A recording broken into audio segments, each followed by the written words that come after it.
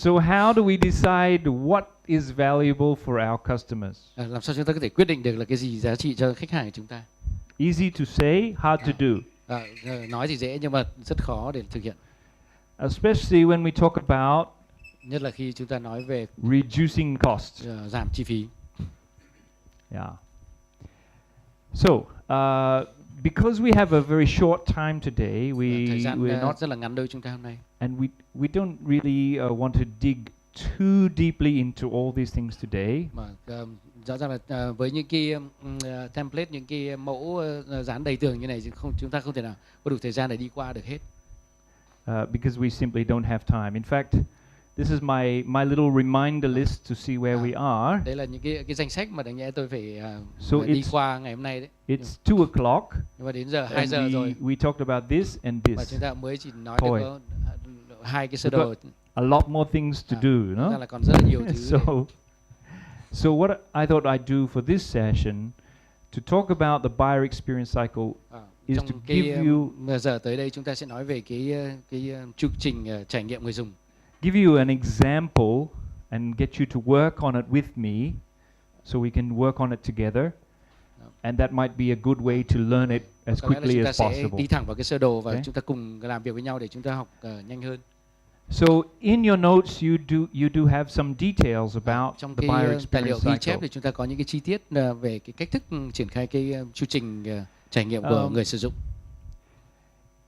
In fact, if you understand and peel back the layers of this tool, you'll find it's actually a very powerful thing to use in your company to analyze what's happening in terms of processes and in terms of problems and people. Khi mà chúng ta quen rồi thì các cái cán bộ quản lý của chúng ta được giao nhiệm vụ nghiên cứu về một cái yếu tố gì đó thì người ta có thể nhanh chóng sử dụng những công cụ như này để mà phân tích cái trải nghiệm của khách hàng của chúng ta.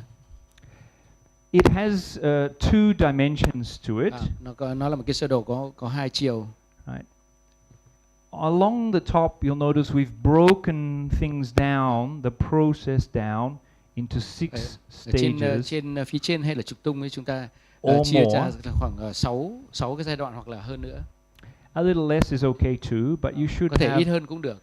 You should have at least these 6 things covered. Thế nhưng mà thường là người ta nói rằng nên cho khoảng 6. I hope you can see here. 6 yếu tố này. So, purchase, delivery, use, supplement, maintain and dispose. Sử dụng các cái dịch vụ bổ trợ, bảo trì, bảo dưỡng và loại bỏ. So what we want to understand is as your customer or là khách hàng của chúng ta, your chúng ta cần hiểu client rằng or even your employees chẳng hạn như là go through a nhân viên của chúng ta sẽ phải they đi go qua through these stages. những cái giai đoạn như vậy. People will purchase something for you, so they have to decide what they're going to purchase. Người ta Okay. sẽ mua một cái sản phẩm gì đó cho chúng ta. For example, we're talking about renewable energy investors. Chẳng hạn như là cái sơ đồ này chúng ta nói về các cái nhà đầu tư vào năng lượng mới, năng lượng So, tái tạo.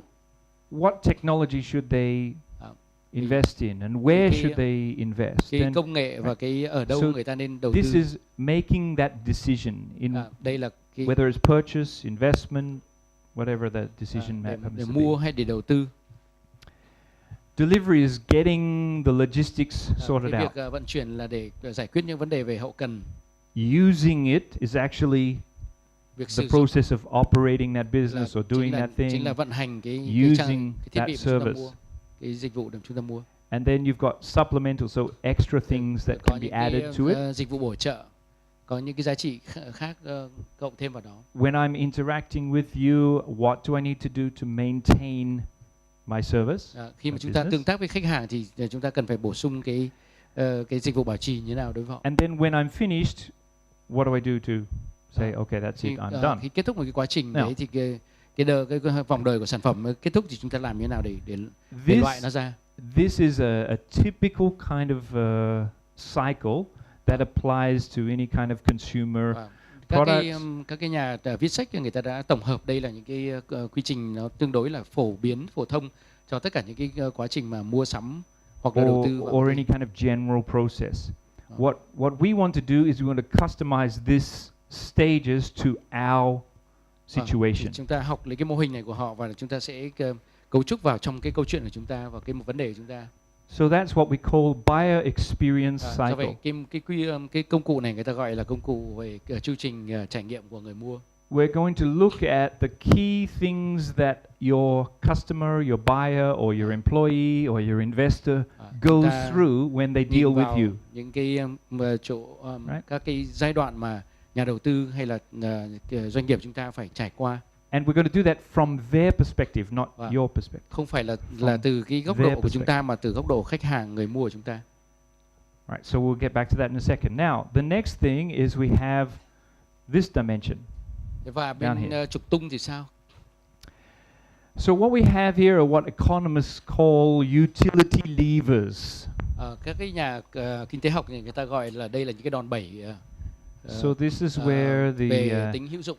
Slightly academic side of things comes into play. Nó có thể nói là đây là cái về cái phương diện gọi là hàn lâm một chút. But we're going to keep it as practical as we can. Chúng ta hãy sử dụng những cái công cụ đấy một cách rất là thực dụng, thực tiễn. A simple way to understand this is just to ask questions. Just to ask these simple questions. Thì đây là những cái câu hỏi để giải thích cho những cái cụm từ nó cố định ở bên trục tung đấy. So as somebody goes through this cycle, these different stages, khi mà chúng ta đi qua các cái giai đoạn khác nhau ở trên cái trục hành, where are the big problems that will cause them to say, "Whoa, no, thank you"? Đâu là cái mà nó gây nhiều cái khó khăn nhất để rồi khách hàng chúng ta bảo là không, cảm ơn. So if I'm a investor, nếu tôi là nhà đầu tư, and I'm going through the stages of planning out my investment and applying for my license, and I'm doing these different things, xin giấy phép để làm I'm going to get to a stage that says, thì tôi sẽ đi đến một cái giai đoạn mà, right? Okay, I have to apply for my, I have to negotiate something on my PPA. Chẳng hạn như là thương lượng hợp đồng PPA.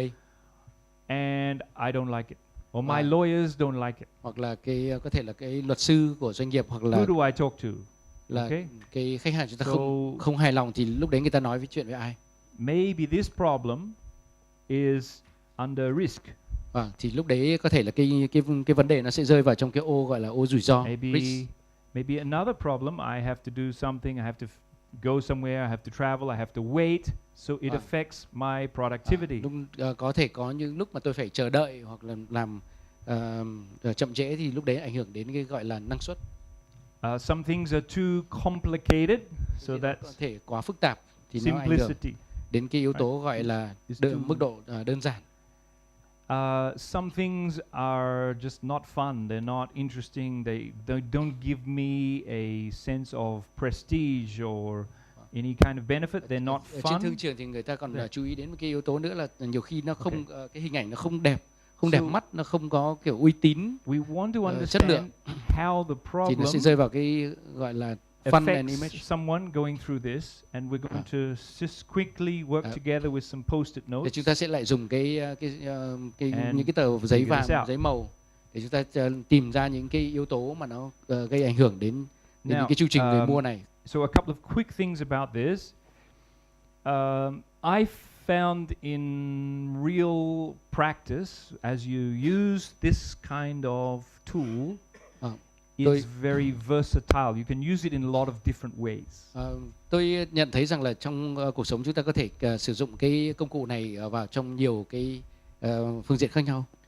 So as you get familiar with it, khi chúng ta làm quen với cái công cụ đó, well, these are nice, but I also have one or two other things I want to add. Thì thực ra là đây là 6 cái chỉ mục mà các cái nhà viết sách người ta đã mà nghiên cứu và tìm ra cố định rồi, thế nhưng mà cũng có thể là chúng ta có những cái điểm khác. You may want to deep dive into one area and break it out into chúng ta muốn đi sâu vào một cái lĩnh vực như là lĩnh vực vận chuyển hay là lĩnh vực sử dụng, chúng ta có thể chia nhỏ nó ra nữa.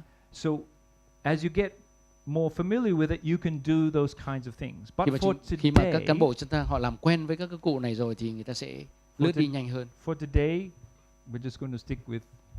Thì đối với lại cái việc nghiên cứu của chúng ta trong cái buổi họp ngắn ngày hôm nay, thì chúng ta cứ đi theo cái sơ đồ đơn giản mà các nhà viết sách đã chỉ ra. So the other thing is that we are aiming to address problems and issues today, right now. Chúng ta đang nhắm đến cái việc giải quyết một số vấn đề ngay lúc này. But you can also flip this around the other way. Nhưng chúng ta cũng có thể lật ngược sang một cái vấn đề khác. So as a person, I originally started out in developing software for financial solutions. Khi mà tôi ra đời thì tôi thử việc làm lập trình cho các cái công tác tài chính. So as a young programmer, it would have been very helpful to have this tool. Đầu tiên khi mà tôi là một cái người lập trình trẻ tuổi, tôi thấy những cái công cụ như này rất là hữu dụng. Because I can come to a group like Bởi vì this. tôi có thể đến một cái nhóm như thế này. A group of users, and I say, nhóm những người dùng. What function in this stage? Sẽ hỏi xem là cái chức năng nào trong cái giai đoạn 1 này. Maybe there's 5 or 10 different things, but would make you more productive. What would make you most productive? 5 cái thứ khác nhau, thì nhưng mà cái gì mà sẽ làm cho chúng ta trở nên năng suất nhất? Design my software thiết kế cái phần mềm của mình, cái quy trình của mình. I can use this to design my process internally from the customer's về point mặt of nội view. tại, nhưng mà trên cơ sở quan điểm của khách hàng. Right. So the next thing maybe I'll take that process and I'll work with my internal team, my technical team. Đầu tiên là tôi có thể lấy cái quy trình đó và làm việc với lại đội ngũ ở trong. This is what the customer wants. Đây là cái mà khách hàng muốn. How do we make it more productive? Làm sao có thể là khiến cho nó and we năng start suất to hơn. work through, right? But we know that we cannot do everything. We must eliminate something. Nhưng mà rõ ràng chúng ta hiểu ngay từ đầu là chúng ta không thể làm tất cả mọi thứ, mà chúng ta phải loại bỏ bớt đi một số thứ chẳng hạn. If we find, in this case, all the pain points are here. Let's say that we have many pain points. Trong cái trường hợp này chúng ta sẽ tìm thấy rất là nhiều những cái điểm nhức nhối ở trong cái yếu tố gọi là rủi ro cho hệ thống. And in this particular stage, we have many issues. Và trong những cái nhóm và trong những cái giai đoạn khác thì chúng ta lại tìm thấy cũng rất là nhiều các cái vấn đề tồn tại. Visually, we know we should focus. Thế nên là người ta mới nói là đấy là cái cách gọi là trực quan, là người ta nhìn thấy, người ta sẽ nhìn thấy qua trực quan, người ta sẽ thấy ở đâu là có nhiều các cái vấn đề tồn tại nhất. You may be able to solve other things, but your focus should be on those areas. Thế nên là lúc đấy nó sẽ dịch chuyển cái trọng tâm của chúng ta vào những cái khu vực, cái phạm vi mà chúng ta thấy có nhiều những cái lỗi còn tồn tại. Okay, so typically what we do is, firstly we identify these stages. Nên cái cách để chúng ta xây dựng cái mô hình trải nghiệm khách hàng, đầu tiên là chúng ta xác định những cái giai đoạn của cái sự trải nghiệm đó. We work together and figure out what làm cùng với nhau the pain points để tìm những cái điểm nhức nhối people are having. Mà mọi người đang gặp phải. So for today, đối với lại cái chủ đề ngày hôm nay, I thought we'll borrow something from your seminar 2 weeks ago. Tôi muốn mượn một cái bài mà từ cái hội thảo như cách đây khoảng 2 tuần của tổng công ty, của tập đoàn. Okay, so we have this process. Chúng ta có những cái 5 steps here. 5 giai đoạn trong cái quá trình mà lắp đặt năng lượng mặt trời. I won't try to write Vietnamese, but maybe somebody else wants to do so. But we're going to register. Đầu tiên là phải đăng ký. We're going to check the technical. Bán năng lượng mặt trời. This is parameters, so let's call this technical due diligence. Thứ hai là phải soát xét về mặt thông số kỹ thuật. We're going to sign a PPA. Ký hợp đồng PPA.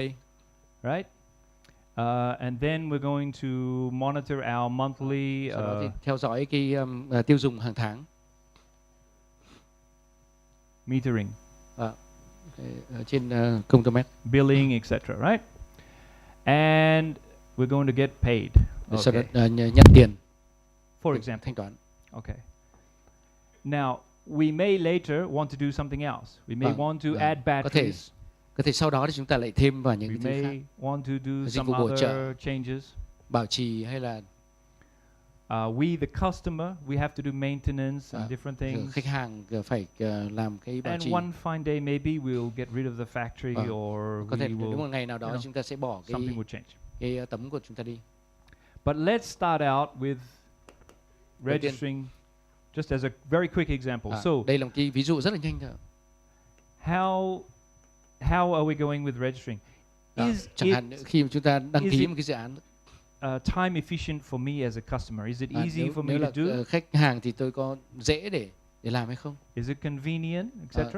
Có thuận tiện hay không? So I want you to take a couple of minutes in your chúng ta hãy team. dành một số phút cho I want cho you nhóm to của mình. think about, Chúng ta hãy nghĩ về especially these first 3 stages, 3 cái giai đoạn đầu tiên and ask these questions. và đặt ra những cái câu hỏi. Okay, stage 1. Cho cái Are bước there any bước một. problems from the customer's perspective? có vấn đề gì về từ góc độ khách hàng? Is it productive? Nó có năng What suất hay problem không? do I have? Now, if you find there's a problem, is there a problem in productivity? Does it take a long time to get it done? Chẳng hạn như mất nhiều thời gian để To thực hiện cái công register. việc. Where do they find the information they need? Làm sao it khách hàng take có a thể tìm long được thông tin mà người ta muốn? Is it simple? Nó có đơn giản hay không? Simplicity. Is it convenient? Nó có thuận tiện hay không? Convenience. Is it risky? What Nó có nhiều rủi ro hay problems không? might they face? Những vấn đề gì họ có thể gặp phải? So let's ask these questions. If you find Hãy hỏi những cái câu you hỏi think đó. together, okay, the information is not so easy to find, for example. I don't know. Chẳng hạn như là chúng ta thấy rằng có một cái yếu tố là thông tin không dễ để tìm kiếm. So I'm going to put that in my first Thì sẽ box, viết vào cái tờ giấy và chúng ta sẽ or dán vào. whatever the idea that you come up with. Okay. Thì So bây giờ bất cứ cái ý tưởng gì mà các quý vị thấy được ở trong 3 cái cột này. so let's very quickly Bây giờ in your groups. Trong nhóm của chúng ta.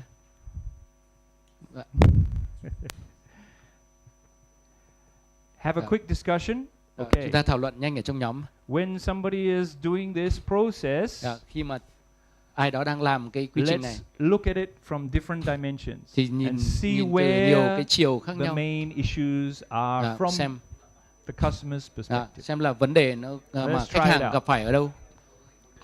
You want to invest, you want to build your rooftop solar system or whatever it is. Chúng ta muốn đầu tư, chúng ta muốn xây dựng những cái hệ thống mặt trời áp mái.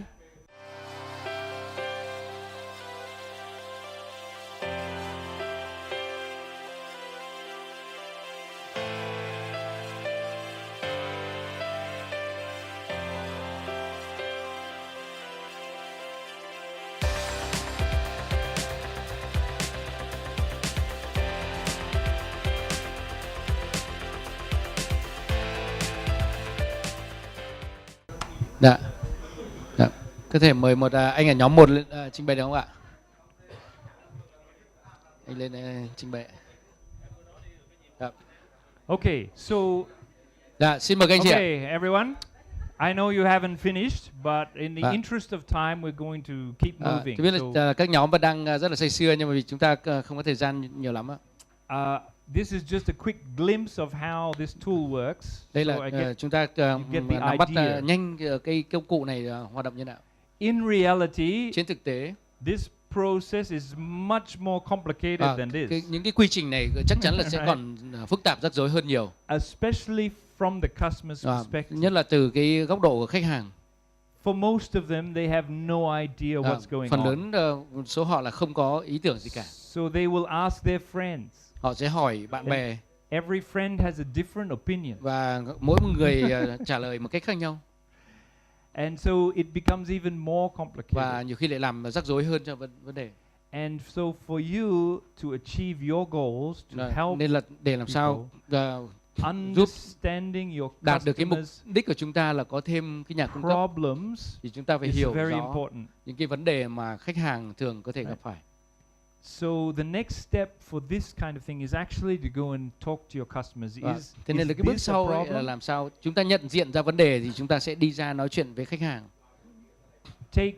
Get some people to go around. Chúng ta sẽ cho cán bộ đi làm những cái điều tra để bổ trợ cho cái cảm nhận. Even better, work with the Chamber of Commerce. Có thể hợp tác với lại các cái phòng thương mại và công nghiệp địa phương chẳng hạn. Hoặc mời khách hàng đến. Like you did with your seminar 2 weeks ago. Giống như là chúng ta đã tổ chức cái hội nghị quốc tế cách đây 2 tuần. Dig down to the problems and so you understand clearly. Chúng ta lại đào sâu vào những cái vấn đề và hiểu thêm. What's happening? So, let's pick 2 or 3. Which ones do you think are the biggest issue? Chẳng hạn như là trong những cái tờ dán này thì chúng ta thấy rằng là cái gì là vấn đề nổi cộm nhất mà khách hàng đang gặp phải. Is it this? Có phải là ngay ở Or cái is phần đăng it ký just không? inconvenient? Hay là thuận tiện? Big problem or small problem? Cái nào là vấn đề lớn ạ? Cái này là sắc đến The location and optimal capacity. Right. So this would include which direction the roof is facing. Như vậy là liên quan đến cái chiều của cái mái nhà phải không ạ? Is there any shade coming over? Many things that they cái độ dốc hay là they didn't understand actually, most of them. Okay. Right. So, but they should understand those in order to get it. Okay, that's one. What's this one? Many procedures. Yes. Is it a reason to not do it for some people? Có phải là cái lý do mà không nên làm không? Is this a reason that they will say, I don't want to do it? Đấy có phải cái lý do mà người ta nói sẽ bảo là từ chối, người ta không. For higher capacity, the investor will have to aid on the master plan. And then this one, is a capital arrangement. Yes, yeah. Capex. This is poor quality problem, equipment. Yes, and here, it's difficult to get approval. Okay, so difficult to get approval. Yes, you don't know if it's going to get approved or not. That is a risk, but that risk gets bigger as you go along the process. Là cái rủi ro nó sẽ lại tăng lên theo. When you get here, that risk is khi mà đi qua các very khâu big already. Okay. So what about here? Cost time. Yeah. Okay. So are there any of these you think if the customer faces this problem, most factory owner, most investor will say, liệu có những cái lý do nào mà khiến cho khách hàng của chúng ta, những nhà đầu tư họ sẽ hay là công nghiệp họ sẽ, for example, this one. Yeah, this price going down. Yes, is a bigger risk. Right. So, in fact, I have exactly this experience. I have a factory owner in Saigon who wants to put a rooftop solar. Tôi cũng gặp một cái trường hợp như này, có những nhà máy mà người ta muốn But he keeps saying to me, isn't the price going to go down? So I'll just wait. Trên mái, nhưng mà nghe nói rằng là giá điện sẽ bị hạ xuống nên là người ta sẽ chờ. So he doesn't know when he will start. But now that you decide to put the price up, he said, maybe I should quyết định do là it sẽ now, tăng right? giá. Okay. Thì người ta sẽ lại cân nhắc. So, okay, this is just a quick example of using this tool. Now, đây là một cái ví dụ nhanh thôi ạ. Visually, như vậy về mặt trực giác, trực quan, it seems to me that risk and time are the như vậy là cái main yếu tố về năng suất và yếu tố về rủi ro sẽ chiếm nhiều cái vấn đề của chúng ta. And if we were to break this out into smaller steps, nếu chúng ta tiếp tục chia nhỏ những cái giai đoạn đấy thành ra những cái bước, we could see where the issues thì chúng ta sẽ tìm ra những cái vấn đề nó phức tạp hơn nữa. So thank you. Okay, that's a very quick look at this tool. It's very powerful. Trust me, you can use it in a lot of different situations. Và chúng ta có thể sử dụng những công cụ như này trong rất là nhiều cái tình huống khác nhau. But for today, that's kind of all we're going to talk about. Nhưng trong cái buổi ngắn ngày hôm nay, can we? No, just before that, we'll show the slide from Nintendo on the 3 tiers of non-customer. There's one slide 101 on my deck. This one. Keep going. Keep going. Keep going. Okay. Yeah. After this, next one. Next. Keep going. Okay. Here. Okay. We're going to very quickly talk about. Chúng ta sẽ nhanh chóng nhìn vào một cái sơ đồ khác. Another tool called một cái công cụ nữa. The 3 tiers of non-customers. Công cụ nó có cái sơ đồ ở góc phòng kia. Nó gọi là cái công cụ là ba cấp độ khách hàng, phi khách hàng. For some of your businesses, for some parts of your business, this will be very important thinking. Đối với là một số cái bộ phận ở trong cái ngành kinh doanh của chúng ta, đây cũng là một cái công cụ quan trọng. So the logic is this: most organizations, cái logic ở đây là phần lớn các tổ chức focus on their current customers only. Thường là chú ý đến cái khách hàng hiện hữu của mình mà thôi. And they say, well, with these skills and abilities, these are the customers we can serve, and let's just try to serve them well. Thì thường là chúng ta có cái cảm nhận rằng là từ cái kinh nghiệm, từ cái kỹ năng của chúng ta thì chúng ta biết rằng đây là cái nhóm khách hàng của mình và chúng ta phải phục vụ họ ngày càng tốt hơn. Some of those customers are not very happy, so they're what we call the soon-to-be non-customers. Có một số cái đối tượng khách hàng mà không hài lòng lắm thì chúng ta sẽ gọi là những cái đối tượng khách hàng sắp không trở thành phi khách hàng của chúng ta. So they might be using your service, they might be doing something, but they're not so happy with it, and they want to find a way to change. Thế thì họ đang sử dụng dịch vụ của chúng ta, nhưng mà có thể họ không hài lòng với cái gì đó và họ sẽ tìm cách thay đổi. So I'm using a quick example from tôi sẽ dùng một cái ví dụ ở đây. A Blue Ocean case, which từ was một cái trường hợp điển hình, nghiên cứu điển hình về đại dương xanh của công ty trò chơi điện tử hàng đầu thế giới tên là Nintendo. In their case, their main customer were young people who Lúc play đầu thì games. cái khách hàng chính của họ là những cái đứa trẻ đang nghiền game. But as those kids grow up, khi they mà những stop đứa trẻ playing đấy games. ngày càng lớn lên. Right? Now, there's another group which are the people who say, no, I don't want to play a game. I want to do something else. Maybe có they những cái nhóm và không muốn chơi game. They want to play sports, or they want có cái nhóm to do something else. Chơi thể thao hoặc là You also, in a similar way, may have this kind of people. They say, look, I know what you're offering. I don't want it. Right? Now, some of the reasons they don't want it might be here. Có thể có một số cái lý do mà khách hàng không muốn nó nằm ở trong những cái cột mà chúng ta đã phân tích cái trải nghiệm khách hàng. Solar rooftop. I get it. Rooftop solar, great idea, but you know what? Not for me. Tôi biết rằng là năng lượng mặt trời áp mái là rất hay. It's too complicated. I don't understand. Forget about it. Quá rắc rối.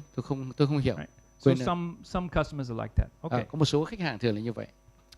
Then we have another group. In the case of Nintendo, chúng ta sẽ có những cái nhóm khác. Trong trường hợp của Nintendo này, the blue ocean for them. One more. Đối với lại Nintendo thì cái đại dương xanh của họ started when they said, well, what do all these different groups? Thì nhìn vào làm sao tất cả những cái nhóm người này, what do they have in common? Cái gì mà họ có điểm chung?